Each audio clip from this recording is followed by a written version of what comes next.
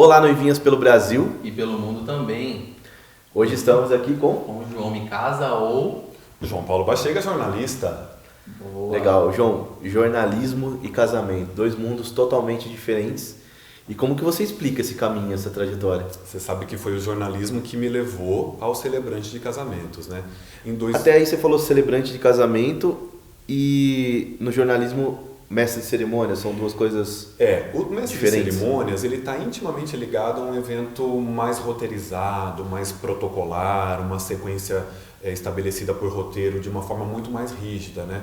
O celebrante é aquela pessoa que vai entender de uma maneira mais afetiva a história do casal e saber traduzi-la para o próprio casal e para os convidados durante a cerimônia. Consequentemente, uma entrega pessoal muito maior também. Imensa, imensa. Eu, por vezes, eu costumo me emocionar já durante as cerimônias, procuro me controlar, mas às vezes é incontrolável. Mas, por vezes, no carro, quando eu estou indo embora, eu choro tudo aquilo que aquela história me proporcionou antes e no durante, né? Mas o jornalismo, lá em 2016, foi o que desperta, de fato... Mas conta um pouquinho da sua história pra gente. O celebrante, né? Como é que chegou? Eu sou repórter desde 2001 de TV, né? Boa parte da minha carreira foi feita em TV. E com coberturas na nossa região, no Brasil, no exterior. Só que chegou uma hora que eu falei, não quero mais viver em São Paulo, vou voltar para o interior e vou abrir uma agência. E isso foi o que eu fiz em 2017. Só que desde 2016 meu telefone já vinha ali. Você celebra casamentos? Eu, não. Você celebra casamentos? Não. Celebra casamentos? Não. E os meus amigos, João, vou me casar. João, me casa? Não. João, vou casar. João, me casa. Tanto que quando vira negócio, o João me casa, a pergunta, sugestivo, né? O pedido vira o nome do meu negócio, Sim. que é o meu segundo negócio hoje.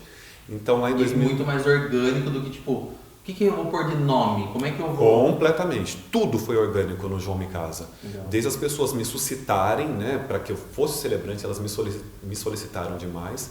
E eu ali recusando, quando eu resolvo fazer o primeiro casamento, aquilo para mim foi de uma realização imensa. Eu fui, inclusive, aconselhado por um grande celebrante aqui da nossa região, que é o Rafael Faria de Araras. Ele falou, João, você tem um perfil que se enquadra e o mercado está pedindo. Vai, se testa, vê como você se sente. Eu fui e fiz meu primeiro Rafa casamento. também com formação jornalística. Né? Também vem de TV como eu. Somos contemporâneos de TV. Legal. E de assessoria de imprensa. Então, em 2016, eu faço esse primeiro casamento, me realizo de uma forma assim, impressionante. Naquele ano eu acho que eu fiz 8, em 2016. Nesse ano eu já estou com 80. É uma coisa muito impressionante o que se tornou esse momento do celebrante no mercado de eventos, né? E ele acabou se tornando já o principal ou já tomou parte já da sua vida profissional? Ou ainda você se divide com outra área? Eu me divido. Hoje eu tenho uma agência de comunicação chamada Dínamos Comunicação, lá em Limeira, e eu tenho uma sócia, então nós temos uma cartela muito ampla de clientes. Hoje nós fazemos assessoria de imprensa, gerenciamento de redes sociais, vídeos corporativos, eventos corporativos, cursos, palestras aqui na nossa região e pelo Brasil. Então ainda é um negócio muito forte a minha agência, ela tem uma vitalidade muito expressiva, que eu acho que continua por um bom tempo, mas o João Me Casa é uma crescente muito mais exponencial. Legal. E é um mercado muito mais lucrativo nesse momento, o mercado de eventos para mim, do que o mercado jornalístico. Legal. E pelo que você tá, até a gente já conhece o trabalho do João há um tempo, né, Gui? E é unânime a questão de ser uma cerimônia, e é unânime a questão de ser uma cerimônia intimista, de trazer uma narrativa personalizada, João. É trabalhoso fazer isso? Como que funciona esse trabalho, assim, o processo em si? É muito trabalhoso porque implica em você conhecer na íntegra a história do casal. Eu digo que por vezes o casal te entrega muito mais do que entrega para familiares e amigos muito próximos. Eu tenho situações, por exemplo, de fazer... E você vai ser essa ponte de levar até esses familiares um dia, né? E principalmente de fazer a triagem do que cabe ou não cabe numa cerimônia. Mas aí tem um outro ponto também. E como que a timidez para o casal se abrir? Pois é. Para poder conseguir esse personalizado, quebrar esse primeiro gelo, né? Isso. O que eu digo para o casal já no primeiro momento? Eu estou te apresentando o meu trabalho, mas a contratação só deve ocorrer se de fato vocês sentirem confiança e empatia comigo. é uma relação muito próxima do que acontece com a relação com a cerimonialista. Se não é um laço afetivo, de confiança, de abertura, não funciona, porque aquele casal precisa me confiar histórias muito íntimas. Por vezes eu encerro uma entrevista com um casal e recebo no particular uma conversa, uma mensagem assim: olha, eu não falei na frente do meu noivo, mas a minha questão com a minha sogra é assim, assim, assim. Olha, eu não quis falar na frente da minha noiva para não chateá-la. E que nem tudo isso vai para a cerimônia. Não fala muito do irmão dela, não fala muito de religiosidade. Então, quando o casal se abre, a cerimônia acontece. Por vezes, quando eu inicio uma cerimônia, tem um contexto muito maior ali implícito do que boa parte dos fornecedores ou dos convidados imaginam. Eu tenho que controlar uma situação envolvendo um familiar específico, uma situação envolvendo religiosidade. Às vezes aconteceu algo entre o casal naquela semana.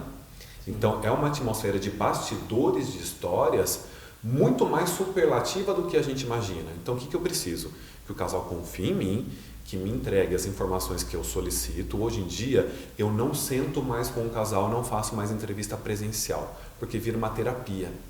O que eu fiz para dar fluxo na minha forma de trabalho? Eu criei um formulário. Eu mando um formulário para o casal uns 3 meses antes, esse casal me responde.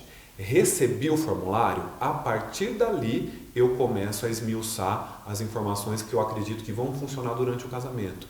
E vou limando outras que não funcionam. Legal. Por quê? Porque aí eu estou conversando com o casal, eu digo assim: me fala uma história super marcante da vida de vocês. Aí fica assim: vamos contar essa? Ah não, essa não é legal. Vamos contar que não é produtivo. Ou eu digo assim para ela: me fala 5 características positivas dele.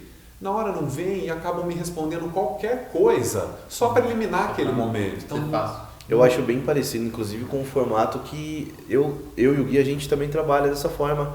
Claro que não tão aprofundado, né, em momentos, em detalhes assim, mas a gente tem aí o nosso checklist, por exemplo, que não deixa de ser um formulário e é muito importante para as noivas preencher sinceramente esse formulário, né? Sinceramente. E nem tudo que está no formulário. Uma vez uma assessora me questionou.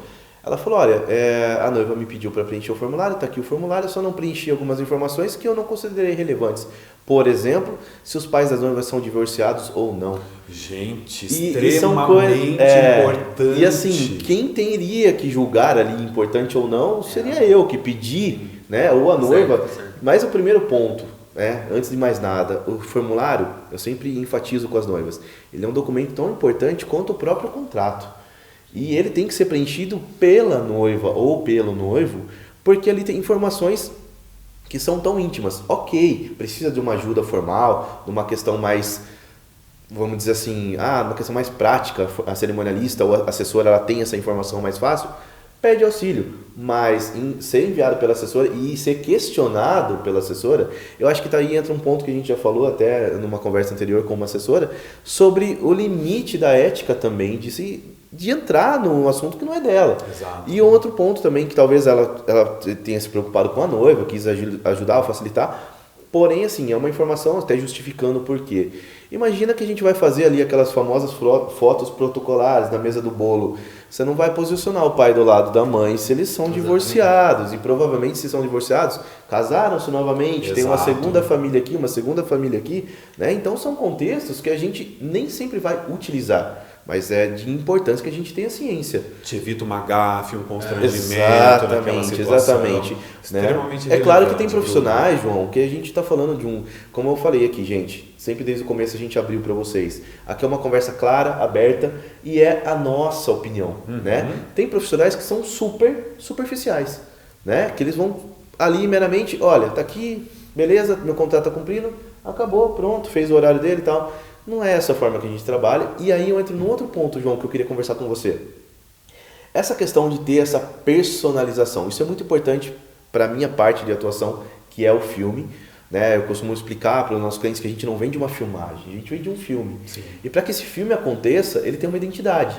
O casal ele tem que assistir aquela edição e não só se emocionar. Ele tem que se sentir ali, ele tem que se identificar com aquilo que ele está vendo. Reconhecer. E a narrativa eu costumo falar que é muito importante. Então, assim, existem possibilidades dos casais casarem na igreja, onde o padre vai trazer uma narrativa da forma mais formal, mas ele vai trazer uma narrativa. pode não ser tão personalizável, porque muitas vezes o padre ele tem um sermão pronto. Mas só o fato do casal se aproximar e fazer um casamento na igreja, a forma como o padre traz a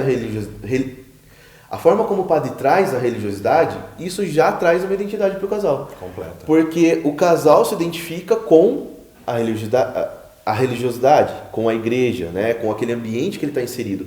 Então ele já vai, quando assistir o filme, ele já vai se identificar. Então é possível, mesmo numa narrativa mais formal, de um padre na igreja, um sermão ser sim uma narrativa para o filme.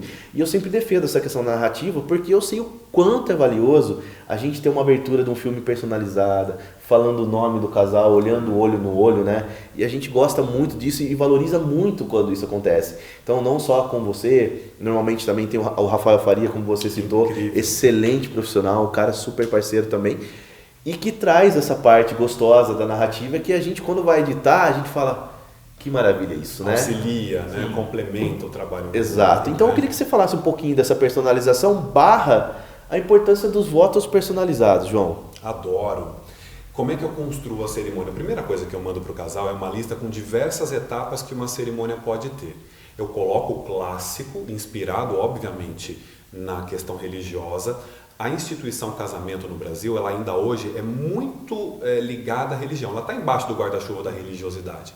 Então eu ofereço ao casal as possibilidades de etapas mais clássicas, mais tradicionais, e o que a gente tem de mais diferente, que hoje em dia são votos, homenagens, cerimônias temáticas. Quando o casal me responde, eu já entendi qual é o meu casal. Se é um casal clássico ou se é um casal é uma leitura inicial aí, diferentão. Ok, já sei quem são. Aí chega o momento desse formulário com as perguntas mais íntimas. Ali eu personalizo a cerimônia. Mas a personalização mesmo vem com a participação efetiva deles. Quando o casal aceita participar da cerimônia, falar, externar, a cerimônia tem um ganho superlativo e os votos vêm nesse sentido. Boa parte dos casais, hoje em dia, tem inserido, alguns ainda são muito tímidos, mas a gente tem os casais intermediários que querem viver aquele momento, mas apesar da timidez, ficam ali um pouco mais receosos e pedem para que o celebrante leia. É possível também. Eles foram não deixa de ser uma personalização. Tá, é algo autoral, né? Foi escrito pelo casal. Então a personalização ela é fruto da origem do celebrante, ela é um dos pilares da nossa atuação e ela é muito relevante.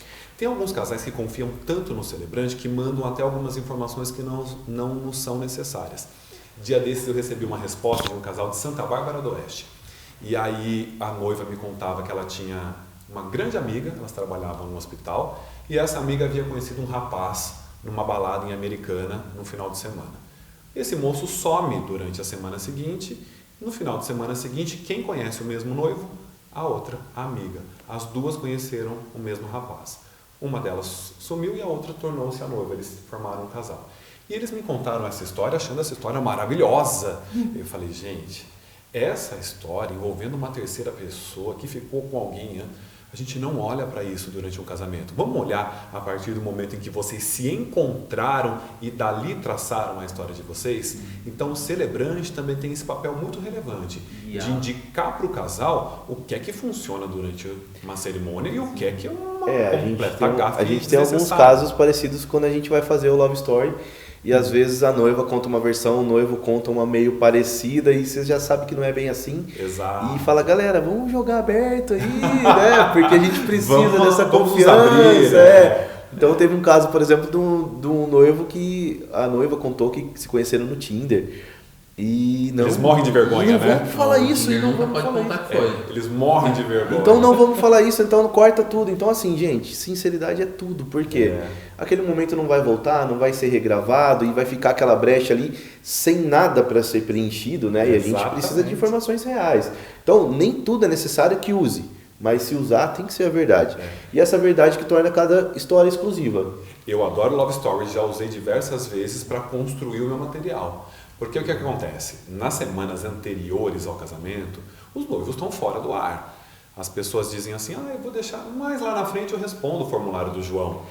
Eu vou esperar passar um tempo, mais lá na frente eu falo sobre isso. quando chega no mês anterior ao casamento, os noivos estão alucinados, milhões de detalhes na cabeça e não tem mais tempo para nada. Eu já tive casais que me falaram: João, a gente não vai conseguir responder o seu formulário, não vamos conseguir conversar com você, nem por videochamada, nem por videochamada. Toma o Love Story. Então, aquele material para mim foi muito rico para eu poder construir a minha cerimônia, porque o casal não tinha tempo de me atender. Então, me ajuda demais o trabalho de vocês. Legal, legal. E, João, a gente sabe que tem vários tipos de cerimônia, né? A gente sabe que tem a cerimônia religiosa, a cerimônia civil. Então, eu queria saber também qual é assim, como que funciona se eu quiser uma cerimônia civil? A gente sabe que tem uma parte burocrática, uma parte de documentação. Como que funciona isso? Hoje, qualquer um pode fazer hoje em dia? Como que funciona? Não. Todo celebrante que faz cerimônias com efeito civil é obrigatoriamente reconhecido e habilitado por uma igreja. A questão que eu falei que a instituição casamento ainda está no guarda-chuva da igreja, esse é mais um exemplo. Então, se o celebrante faz com efeito civil, ele tem essa habilitação. É uma habilitação que não é fácil de se conseguir. Mesmo não sendo um casamento religioso? Então, uma vez que o celebrante é habilitado por uma igreja, nós conseguimos fazer casamentos com efeito civil desde que religioso. Então, todos os casamentos que eu faço, Rafael faz, eles são registrados no cartório como casamento religioso com efeito civil. Legal. Porque ele tramitou com a nossa habilitação fornecida pela igreja. O fato desse documento ter origem religiosa faz com que o cartório tramite dessa forma. Então, essa é uma das possibilidades. E a outra possibilidade que a maior parte dos celebrantes faz é a cerimônia social, que é uma cerimônia simbólica.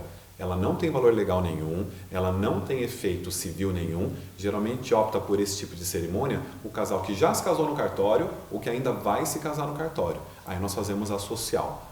Mas a grande demanda é por casal que quer resolver tudo ali em uma única cerimônia, então faz com efeito civil. É muito mais prático. Cabe os dois juntos. A personalização civil, aí vocês vão sempre moldando tudo. A personalização sempre. A cerimônia com efeito civil, ela une a social junta. Né? Ela é a cerimônia social mais com efeito civil. Já a cerimônia social nós tiramos o efeito civil porque não cabe ali, né? Sim. Por vezes nós temos juízes de paz participando conosco da cerimônia social, né? Mas é dessa forma. Se o celebrante é habilitado para fazer com efeito civil, ele é reconhecido por uma igreja. Legal. Obrigatoriamente, necessariamente. Perfeito. Ô, João, e uma questão que eu tenho notado, assim, não sei se isso é frequente ou não, mas você vai poder falar melhor do que eu. Eu percebo que alguns casais demoram um pouco a contratar o seu trabalho. E isso, às vezes, eles chegam até um pouco tarde, muitas vezes até nem tem disponibilidade da data, né? Então, o que a gente poderia falar para esses casais de tão importante que é essa função, assim, né? Numa regra, assim, aquela famosa prioridade dos fornecedores, né? Quem contratar primeiro, eu tenho uma visão um pouco diferente, tá? Eu tenho uma visão que você deve já estabelecer um contato, primeiramente, com todos os fornecedores que você idealizou para o seu dia, e a partir disso você começa a negociar. Olha, preciso tirar tantos por cento aqui de entrada, tantos por cento aqui, e você vai moldando e configurando os contratos, acertando de uma forma que você idealize formalmente isso. Agora, ir deixando, mas eu não tenho ainda para contratar o meu celebrante e tudo mais, isso pode gerar uma frustração no final. Total, a gente está vivendo muito esse momento. Eu brinco que 2022 a gente está vivendo 3 anos em um. Exatamente, a gente fala isso também. Tem os casais de 2020, 2021 e mais os de 22, né? Que não cabem todos nessa agenda. Eu já tenho agenda aberta para 2025. Quando chega o momento da pessoa escolher a data, muitas vezes a data dela já está ocupada. E às vezes o celebrante consegue fazer mais que um no dia, 1, 2 ou 3 no mesmo dia. Aí talvez uma importância da gente salientar que ela defina já o horário da cerimônia desde o começo, quando ela se planejou, né? Porque tem casais que falam, olha, vai ser entre 3 e 5 horas, mas para você deve fazer toda a diferença. Para o celebrante, isso é um complicador gigantesco, eu não pego. Inclusive, outro complicador para celebrante. Nós temos um maquiador e um cabeleireiro para todas as madrinhas, as mães e a noiva. Quando eu sei que é um casamento nesse cenário, eu penso, vai atrasar. Se eu tenho um outro casamento na sequência, eu já começo a sofrer ali. Alguma coisa vai acontecer. Então, uma dica para as noivas, para elas inclusive terem um dia mais proveitoso, não façam isso, né?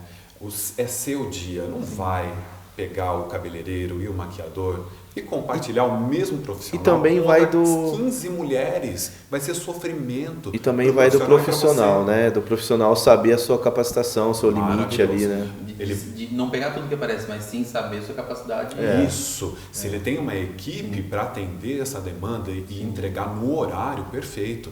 Eu já tive algumas noivas que queriam casar no pôr do sol, que no momento a gente vive o momento do casal que quer se casar ao ar livre, final de tarde, pôr do sol. Sim. Eu já tive casais que perderam o horário, o pôr do sol, por atraso de salão, extremamente grave, que eu acho que é um dos complicadores do nosso mercado, que é a falta de comprometimento. Né? E até mesmo o pôr do sol é uma coisa que talvez não houve uma conversa ali com o casal, porque realmente o pôr do sol ele é muito delicado, né? Em determinadas, captação de imagem, em determinadas épocas do ano, o pôr do sol ele vai mudar esse horário, né? E também o sol ele pode não vir. Exato. Né? Cria aquela expectativa, né? E você acaba colocando pôr do sol e aparece uma nuvenzinha ali. E você acaba colocando todo o seu casamento em cima dessa expectativa. Então, assim, acho que o mais importante vai ser o seu dia. Você está com seus fornecedores, você está com a sua família, você está com os seus melhores amigos. Então, vai ser perfeito. Exato. Tendo sol, tendo chuva, não tendo sol, tendo nuvem. Porém, o que a gente tem que prestar atenção, a gente já comentou isso anteriormente aqui. Casamento pôr do sol. O pôr do sol ele é o quê? Ele é o término do sol. Então ele começa com luz, termina sem luz. Por mais que a gente tenha equipamentos e estrutura para isso, a gente não tem como adivinhar como vai estar essa luz no final de tudo. Para foto, atrapalha um pouco. Mas eu acredito que o Gui vai até falar melhor sobre isso. Dá para ir regulando ali, você vai aumentando a potência. Foto, nós temos flashes. Para o vídeo nós vamos ter apenas para auxiliar um LED. E são imagens estáticas na foto. Então o LED também... ele vai muito pontuar. E ele vai quebrar um pouco do que é a luz natural, né? Exatamente. E tem diversos outros fatores condicionantes também. Sim. Qual é a iluminação da sua cerimônia? É um varal de luzes? Sim. Né? Quais os tons qual a paleta de cores na decoração e nas roupas? Sim. Tudo impacta na captação da imagem. Isso é uma coisa interessante, a gente vai trazer um convidado para falar só sobre isso. É legal porque o varal de luz ele é uma luz cênica. Exato, ele não é uma luz efetiva. Então ele é uma luz cênica. Então tem alguns casais que descansam e falam: eu tenho varal de LED, tá tranquilo. Porém, o varal de LED está em cima dos convidados. Exato. E ele é uma luz cênica. A gente está lá em cima do casal. Legal, a gente sempre vai fazer o melhor. A gente ou até mesmo vai ao ter. contrário, né? Às vezes o varal está em cima do casal. E aí quando o casal convidados vai sair da cerimônia, não tem luz. Eu já tive uma situação, gente, em um dos casamentos que nós perdemos o pôr do sol. Era para ser feita à tarde com encerramento em pôr do sol. Que a noiva chegou atrasada, porque houve de fato um atraso no salão. O carro que a trouxe fez uma manobra, foi estacionado de frente para mim com farol em mim, porque não tinha iluminação no espaço da cerimônia. Em Paulínia, essa noiva chorava copiosamente. Eu tive que parar um pouco a cerimônia. É um plano B, não é só para chuva, né, João? O plano B é também para iluminação. Se você começar numa iluminação e não tiver iluminação para terminar, é um plano B. Né? Então foi falta de planejamento. Para acalmá-la, e até hoje ela me diz: João, eu vou fazer uma renovação de fotos. Eu quero você de novo, porque eu preciso realizar a minha cerimônia do jeito que eu quis. E aí você acha que talvez uma bela assessoria teria poupado, Sempre. Né? Eu acho que todo casamento que funciona bem tem um maestro ou uma maestrina. Um cerimonial, um assessor, cada um gosta de ser chamado de um jeito. Eu admiro muito essa profissão. Eu também. Quando bem mais executado. faria. Eu já fui chefe de cerimonial em prefeitura municipal por 2 vezes. É uma tarefa hercúlea lidar com o poder público, mas jamais faria um evento social. Envolve muita gente, envolve sonho, envolve diversos fornecedores, alguns muito protagonistas. Envolve pessoas fora de si, né? Também. Com emoção, né? Exato. Porque uma coisa é uma pessoa numa situação controlada, outra coisa é aquela pessoa numa situação diferente do dia a dia. E ainda nesse ponto que eu estava falando até sobre a iluminação, imagina para o nosso trabalho que são filmes, né?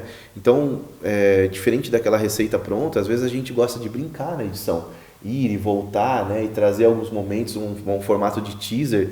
E como a gente faz isso, se tava uma luz no começo e outra luz no meio, outra luz no final. Muda a tudo. gente não tem essa liberdade. Até um outro ponto também por falar nisso, casais, até uma polêmica trazer isso aqui para vocês, mas existe uma preocupação muito grande com a música na hora dos votos, por incrível que pareça. Aí é uma disputa nessa mesa, senhoras e senhores. entrar. A coisa vai ficar polêmica. feia nesse momento. Se você estava distraído, fique atento, porque agora a coisa vai pegar. É importante trazer para vocês a real importância da trilha, né? A trilha sonora em um filme, qual é o papel dela? É trazer a pessoa para aquele espírito, trazer a pessoa para aquele sentimento que ela vai viver. Isso a gente faz em um filme, né? Então, quando você quer trazer os seus votos, trazer a sua história, as pessoas não têm que cantarolar uma música ou ter uma música conhecida. Então, quando a gente fala sobre trilha sonora, né, a gente está falando da trilha sonora de um filme. Qual é o papel da trilha sonora em um filme? É trazer a pessoa para aquele espírito, trazer a pessoa para aquele sentimento que está acontecendo. Então, quando a pessoa está fazendo os votos, a noiva está lendo os seus votos para o noivo, ou o noivo está lendo os seus votos para a noiva, por incrível que pareça, não tem a necessidade de uma música, tá? Se houver essa necessidade, ela pode conversar com o DJ para fazer um canal separado, né? Isso. E normalmente a gente já pede no checklist o contato antecipado do DJ para prever esse tipo de situação, porque é uma coisa que muitos casais não se atentam, né? A assessora não vai lembrar disso, o celebrante muito menos, não tem que ter essa preocupação com música, mas às vezes o casal quer, eu gosto de tal música. Tá, mas essa música ela pode ser colocada na edição. O que acontece se você colocar uma trilha em cima dos seus votos? Você bloqueia qualquer tipo de corte, porque a gente não consegue cortar e tirar a essência desse casamento. O que vai acontecer é que essa edição vai ser uma íntegra. E nem todos os casais gostam de uma edição íntegra, eles gostam da essência. Para a gente fazer um filme, ele tem que ser emotivo, dinâmico. Você vai chorar, você vai respirar, você vai gaguejar. Então é importante que você tenha essa margem para o corte. E a música ela não permite essa margem.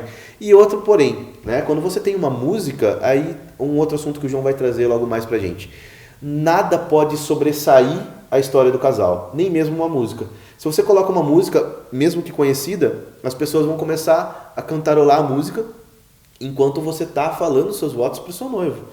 Então isso acaba passando por cima do que as pessoas vão te ouvir praticamente. Né? Então é muito mais interessante as pessoas entrarem nesse clima com você e ouvir o que você tem para falar, né? E depois você encerra com uma música perfeitamente. Tem música para todo momento na cerimônia, não precisa ser na hora dos votos, especificamente.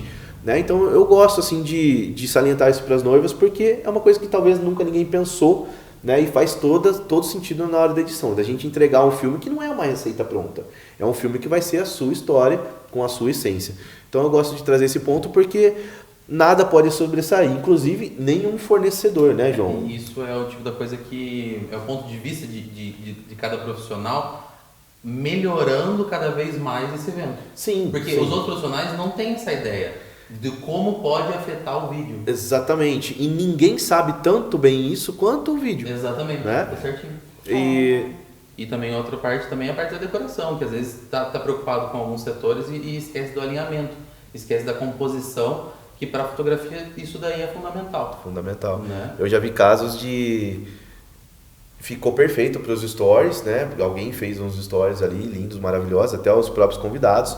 Mas quando o fotógrafo foi fazer a foto aberta com os padrinhos na mesa do bolo, sim, tinha um arco que cobria todos os lustres. Poxa, que dó! E esse arco, se o fotógrafo recuava, o arco cobria os lustres. Se ele aproximava, ele não tinha abertura para fazer a foto. Então, quer dizer, mais um profissional que não sim, pensou...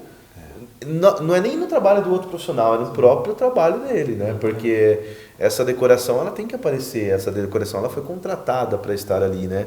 E aí volta naquela questão... Todo o brilho dela, que não, exato, o investimento não foi pequeno. Exato, uma decoração linda, era uma decoração linda, com vários lustres, e que provavelmente ninguém tem foto desses lustres. Que dó. Eu tenho imagens porque eu fiz em vários ângulos, abertos, médios, fechados, então eu tenho como inserir isso no contexto de um filme, mas na foto é uma imagem estática, não tem como a gente incluir, né? Porque mesmo que o profissional pegue um pouco mais lateral, perde um pouco do alinhamento, da amplitude daquela mesa.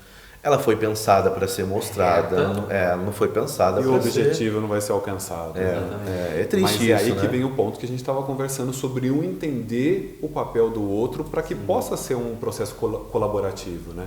Eu, por exemplo, acho que o papel do outro e até o seu próprio papel também, para não ser invasivo, né? Principalmente. Eu tenho cuidado com imagem, por exemplo. Por ter vindo de televisão, tudo que envolve vídeo, para mim, é uma grande preocupação. Quando eu vejo um cinegrafista, um videomaker se movimentando, eu já entendo qual é o intuito dele. Então, eu sempre fujo de fundo de imagem. vocês podem reparar a partir de hoje. Tem um beijo, se eu ainda estou na imagem, eu peço um segundo. Então, é entender o que o outro está passando para que você possa colaborar para o resultado final dele. Legal, e você está falando justamente, eu já vi ao contrário, de assessora, por exemplo, fazer Eu ia questão chegar nesse de ponto. ficar na imagem. Eu ia chegar nesse durante o ponto, vídeo. mas não sem antes lembrar de um caso nosso. Nós fizemos um casamento em Piracicaba, foi o Ritual das Areias. Eu não tinha para onde me deslocar para que o Gui pudesse fazer a foto. Teve uma hora que eu olhei para ele e falei assim, quis tentar deixá-lo entender que eu não tinha para onde ir, não tinha onde apoiar a minha pasta, era um aparador muito pequeno. Então, eu acho que se houvesse uma conversa maior, em alguns momentos, uma compreensão melhor do trabalho do outro, tudo ficaria mais fácil. Assessoras, eu dizia agora há pouco, extremamente fundamentais, me dão uma segurança imensa durante todo o processo, inclusive durante a cerimônia. Se eu estou próximo a chamar as alianças, olho no meio do casal, não tem uma criança no fundo do corredor, já começa a me dar uma palpitação porque tem alguma coisa errada. Então a cerimonialista e a assessora, elas estão ali para cuidar de tudo isso. Mas ela não pode aparecer mais do que o casal. Quem é que circula durante a cerimônia? Captação de foto e vídeo. Sim. A equipe de assessoria, ela está dando respaldo. O que falta, eu posso falar isso porque eu também vim do cerimonial, o que falta às vezes a compreensão nessas equipes? Que o casamento, ele tem uma tramitação de linha de show. Ele vai acontecendo de uma forma natural, espontânea, crescente em rumo ao clímax, sem que pareça que tem alguém orquestrando tudo aquilo. Então, entrar em cena e o pior, interromper a cerimônia para que algo aconteça é sinal de que houve uma falha. Eu tive recentemente uma cerimônia em Limeira, onde uma senhora, a cerimonialista, me falava alguma coisa e eu falando, eu olhava para ela e pensava, meu Deus, o que é que ela está me dizendo enquanto eu estou falando? Aí ela fez assim, para um pouquinho. Eu parei, eu imaginei que algo sério estava acontecendo. Ela entrou no espaço cênico para arrumar a camisa do noivo que havia saído quando ele abaixou para beijar a criança. É a mesma coisa que um contra-regra entrar num show do mágico, no ápice da mágica e falar, peraí que não sumiu não. Pelo amor de Deus. De uma experiência que eu tive, que normalmente quando a gente vai para a igreja católica, a gente sempre tem a preocupação de conversar com o padre se tem alguma parte da liturgia que a gente não pode entrar, se tem algum ponto que a gente não pode fazer e tal. E teve um padre que ele falou algo muito curioso para mim. Eu virei para ele e falei, tem alguma que a gente não pode e tal? Ele só falou assim para mim, a única coisa é, faça como os anjos, trabalhe sem aparecer. Maravilhoso. É verdade. Eu levei essa frase é verdade. Pra sempre. Sabe? Eu achei tão simples. É exatamente isso. Lindo. Né? E assim, ao contrário de muitos padres, não soou arrogante. Exatamente. Né? Soou calmo e assim, preocupado com o casal. Né? Que é o foco daquele momento. Tá todo mundo ali por causa do casal, né? Ninguém pode ser o protagonista daquela situação. A equipe Não, eu já tive casos, João, só para você entender, já tive casos da igreja negar acesso à mesa de som da igreja, sendo que a igreja ela recebe por aquele trabalho que ela está prestando, né? É muito triste. Então é triste porque assim, você vai com toda a parafernália, com todo o artefato para você trazer uma qualidade. Tudo bem que a gente vai com inúmeros backups, né? Não ia faltar qualidade de áudio, mas podia facilitar, né? Me dá uma saída ali na mesa. A gente não está pedindo nada, porém também eu entendo o lado de que tem profissionais e profissionais. Por outro lado, talvez algum profissional foi ali, violou alguma coisa, estragou algum equipamento e hoje eles não têm acesso. Então eu entendo também esse lado, respeito, inclusive, mas acaba sendo prejudicado. É o lado que um profissional por todos, né? acaba bloqueando o trabalho do outro. Eu levei um susto sábado, eu fiz um casamento e aí o videomaker me pediu para colocar o microfone de lapela, eu falei, claro. Aí ele falou, não, eu sempre pergunto antes porque eu já tive algumas negativas. Eu falei, como assim? Não, tem gente que não deixa colocar o microfone nela. Eu falei, mas por quê? Ai, por medo de ser plagiado, que eu vou gravar o roteiro dele, a fala dele e ele ser copiado por alguém. Mais um exemplo, o foco não é você. Exatamente. Se você fez aquele texto, foi contratado para alguém. Não é um texto seu, você não tem posse daquele roteiro. É um texto do casal, é a história do casal. Tem que gravar na íntegra, coloca uns 1000 lapelas aqui, grava, por favor. Então, se ele tem o medo do plágio, ele também tem uma receita pronta E simplesmente não é algo... Ou a ética, né? Às vezes você fez algum comentário ali antes ali e falou, putz, tá gravado. E na maioria dos casos, né, como a gente não traz uma receita pronta, é permitido a gente brincar, descontrair a cerimônia, tem que ser uma coisa gostosa. E isso a gente nota bastante no seu trabalho também, João. E para acontecer isso, assim, né, como que você se prepara para isso? O que eu faço? Eu levo em conta gatilhos que o casal me passa. Histórias que funcionam entre eles e histórias que funcionam entre os amigos. Se é algo que eles me dizem, olha, os amigos adoram rir de tal coisa, é isso que eu vou encaixar de alguma forma durante a minha cerimônia. E você traz o dinamismo, né? Eu coloco da maneira mais espontânea possível. E também, se eu percebo que não vai funcionar, porque às vezes a cerimônia ela começa em um clima que não vai ficando leve, ele fica denso às vezes, por alguma questão envolta no dia, um atraso, uma chuva, clima, um sol. Aquele sol escaldante, você precisa correr com aquela cerimônia por alguma outra questão alheia ao que você planejou, às vezes não cabe. Mas eu gosto sempre de ter algo mais íntimo do casal para utilizar para deixar a cerimônia mais Então leve. tem também uma parte de improviso. Total. Eu tenho uma estrutura de cerimônia, Legal. eu tenho uma sequência de cerimônia com Mas tem, cartas na manga. mas tem aquela sensibilidade da hora de tomar a decisão. Exato. O caminho não está indo por aqui, eu vou... E por vezes eu tenho meu texto escrito na íntegra. Por vezes o que está escrito ali, eu estou percebendo que não está funcionando, eu começo a trazer histórias que eles me contaram de bastidores. Para tentar capturar a energia daquele momento e de fato trazer para a energia que eu quero que o casamento vibre, né? Então tem muito de improviso, mas é o que eu costumo dizer para novos amigos celebrantes. João, você coloca muitas pitadas de humor, por que você faz isso? Porque eu me sinto seguro. Se você não é uma pessoa que te dizem no dia a dia, nossa, como você é engraçado, nossa, você tem cada tirada, Gui, não vai se arriscar a fazer isso, pelo amor de Deus, porque o risco do constrangimento é demais. Ainda mais brincar com coisas que podem ser sensíveis para a sua vida. Eu posso estar é muito delicado, muito delicado. Por exemplo, você tem que saber onde está pisando. Eu pergunto para o casal, me fala 5 defeitos dela. Se ele me fala assim, ela ronca, ela tem chulé, coisas que vão tratar a pessoa de forma pejorativa, você não faz piada em cima disso. Exatamente. Você nem coloca no roteiro. Né? Eu posso estar enganado então, mas é praticamente um show de stand-up ali, né? Você está me segurando. Você está ali entendendo uma leitura de uma plateia, de um público, e ao mesmo tempo você tem aquele texto ali de backup para te dar uma guia. Vamos dizer que a finalidade não é a mesma, mas muito da dinâmica sim. Que é a sensibilidade de sentir como a plateia está reagindo ao seu casamento. E a decisão rápida. Por exemplo, delicadíssimo, homenagem póstuma. Muitos casais querem homenagear o pai ou mãe que faleceram. É possível fazer? É possível, mas num tom sublime. Porque a energia do casamento é aqui.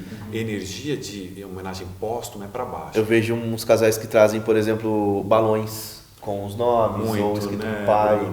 Eu acho legal isso porque em algum momento isso vai ser mencionado, né? Então ele traz essa porta para você depois debater isso. Ser costurada aquela entrada, tem que ter uma razão daquilo ter acontecido. Contudo, tem que ser feito de uma forma leve. Eu tive uma cerimônia recentemente que eu tive que homenagear 2 pais falecidos e lidar com uma situação envolvendo a mãe de uma noiva que a expulsou de casa e ela foi acolhida por 3 outras senhoras que ela considera mães. Eu tive que incluir toda essa gente na cerimônia, de uma maneira em que ninguém se sentisse priorizado a despeito do outro e ninguém se sentisse desprezado. Então, eu brinco que é como se fosse aquele, como é que chama aquela pessoa do circo que fica no malabares dos pratos? Você balança uma varinha aqui, corre ali, balança outra, para incluir todo mundo que é importante para o casal. Daí a importância dessa entrevista que a gente faz, né? Perfeito. Legal, João. E como tudo que a gente traz aqui é exclusivo, então o trabalho do João não poderia ser diferente, né? O que chama atenção no trabalho deles, para quem conhece e também para quem não conhece, vai lá no nosso Instagram, tem bastante coisa legal lá também. João, o seu Instagram, como que é, suas redes sociais, para quem quiser acompanhar melhor o seu trabalho? Tá tudo lá no João Me Casa, simples assim. Tem muito do trabalho de vocês lá, eu adoro postar vocês, estou marcando o tempo todo, porque eu acho que a gente tem que prestar reverências ao trabalho bem feito. Eu dizia aqui no bastidor, né, quanto é importante o trabalho que eles fazem aqui em Rio Claro, que é um trabalho completamente diferenciado. Então, eu faço questão de ter esse trabalho comigo também e uma gratidão imensa por vocês me deixarem compartilhar tudo o que vocês produzem dos nossos casais, né? E como a gente já trouxe, né, em outras entrevistas, acho que a essência de tudo isso, de fazer, trabalhar com casamento, é amar o que faz. Fundamental. Amar o que faz e se entregar inteiramente, porque é uma data que não tem a parte 2 para o casal. Sim. Não tem reprise. Ou a gente acerta, ou a gente acerta. É o que eu costumo falar, né, Gui? Não tem margem para erro. Exatamente. Não tem margem para erro.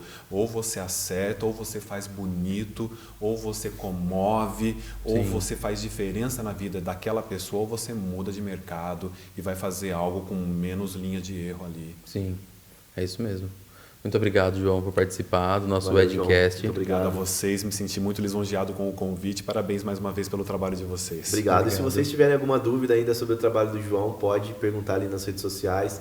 Se tiverem a sugestão de alguma pauta, de assunto novo, ou de algum profissional que vocês queiram falar aqui nessa conversa abertamente no nosso Wedcast, deixem aí nos comentários as sugestões que a gente vai pensar com o maior carinho e fazer o possível para trazer para vocês. Sim. Tá bom? De repente rola aí uma parte 2, né, João? Uma parte 2 é sempre bom, sim, não é? Vamos trazer novos assuntos. Que as pessoas possam querer saber. E toda semana vamos estar com episódios novos no IGTV @GuiOtaviani e o IGTV @LiftFilmes. Exatamente. Obrigado, até a próxima. Obrigado, pessoal. Valeu.